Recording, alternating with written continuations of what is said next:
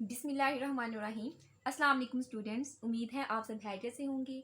आज हम unit number 2 का नेक्स्ट टॉपिक स्टार्ट करेंगे। आज का हमारा टॉपिक है ग्राफिकल एनालिसिस ऑफ मोशन। अब सबसे पहले इसको पढ़ने से पहले हम देखते हैं कि हमारे पास ग्राफिकल का क्या मतलब होता है। ग्राफिकल का मतलब होता है इसमें हमने क्या बनाना होता है, ग्राफ बनाना होता है। एनालिसिस का मतलब होता है कि हमने किसी भी चीज़ का एनालाइज करना है। एनालाइज मतलब किसी भी चीज़ का हमने तज्जिया करना है। और मोशन का मतलब होता है मूवमेंट। अब हम देखते हैं कि ग्राफिकल एनालिसिस ऑफ मोशन में हम ग्राफ किस तरीके से बनाते हैं। यानी अगर हमारी कोई भी बॉडी या कोई भी ऑब्जेक्ट जब मूव करता है तो उसके दरमियान में ग्राफ किस तरीके से ड्रा किया जाता है। इसमें कुछ मेन पॉइंट्स हैं जो सबसे पहले हम समझेंगे।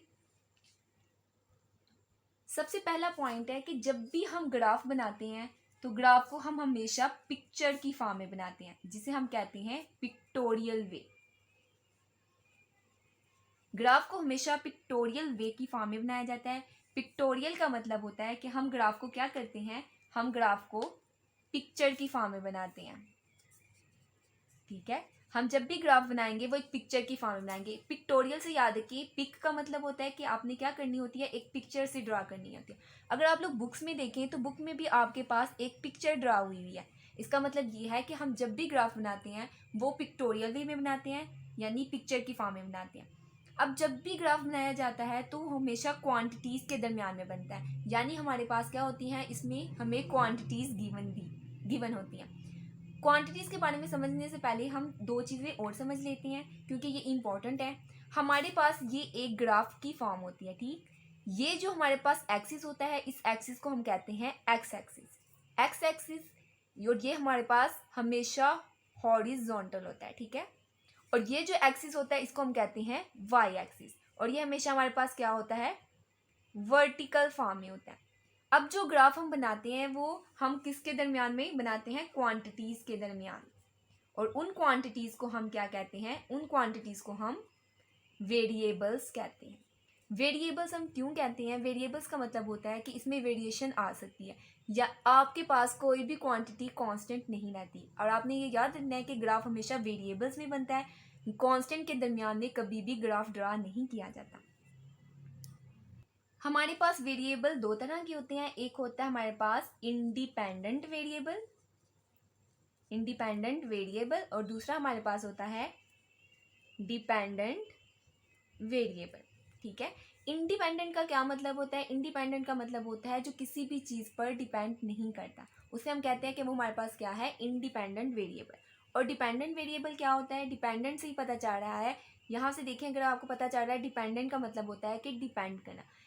ये वाला वेरिएबल क्या करता है, हमेशा इंडिपेंडेंट वेरिएबल पर डिपेंड करता है। अब देखिए, हमारे पास जो इंडिपेंडेंट वेरिएबल है वो हम हमेशा एक्स एक्सिस पर लेते हैं, और जो डिपेंडेंट वेरिएबल होता है वो हमेशा हम वाई एक्सिस पर लेते हैं। एक दफ़ा फिर समराइज़ करके आपको बता देती हूँ कि हम ग्राफिकल एनालिसिस ऑफ मोशन में बेसिकली करते क्या है। हम ग्राफ को हमेशा पिक्टोरियल वे में बनाते हैं। पिक्टोरियल का मतलब होता है कि हम ग्राफ को पिक्चर की फॉर्म में ड्रा करते हैं। पिक्चर की फॉर्म में जब हम ग्राफ ड्रा करते हैं तो वो हमेशा क्वांटिटीज़ के दरमियान में ड्रा होता है। जो क्वांटिटीज़ के दरमियान में ग्राफ ड्रा होता है उसे हम क्या कहते हैं, वो हमारे पास होती हैं वेरिएबल्स। हमारे पास दो तरह के वेरिएबल्स होते हैं, एक होता है हमारे पास इंडिपेंडेंट वेरिएबल और एक हमारे पास होता है डिपेंडेंट वेरिएबल। इंडिपेंडेंट वेरिएबल का मतलब होता है कि ये वेरिएबल क्या करता है, किसी बॉडी या किसी भी ऑब्जेक्ट पर डिपेंड नहीं कर रहा होता। डिपेंडेंट वेरिएबल का मतलब होता है, डिपेंडेंट से ही पता चलता है कि ये क्या कर रहा है, किसी ना किसी वेरिएबल पर डिपेंड कर रहा है। इसका मतलब होता है कि डिपेंडेंट वेरिएबल हमेशा इंडिपेंडेंट वेरिएबल पर डिपेंड करता है। अगर हम इस ग्राफ की बात करें तो इसमें हमारे पास दो एक्सिस होते हैं। एक होता है हमारे पास एक्स एक्सिस।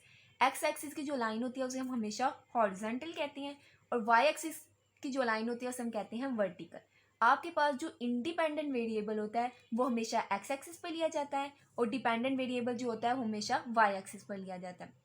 हम ग्राफिकल एनालिसिस से दो तरह के ग्राफ्स ड्रा कर सकते हैं, एक डिस्टेंस टाइम ग्राफ और एक speed time graph. Distance time graph और स्पीड टाइम ग्राफ जो बेसिकली है वो आपके पास एमसीक्यूज़ के हवाले से आता है। तो इंशाल्लाह ताला वो मैं आपको बता दूंगी कि एमसीक्यूज़ में आपने उसको किस तरीके से करना है। जो बेसिकली इसमें शॉर्ट क्वेश्चन अगर आपको पूछा जाता है वो यही पूछा जाता है कि ग्राफिकल एनालिसिस ऑफ मोशन क्या होती हैं, इसलिए मैंने वो आपको समझा दिया। स्टूडेंट्स, आज का हमारा टॉपिक यहाँ पर ख़त्म हुआ। आप सब अपना ख्याल रखिएगा। अल्लाह हाफिज़।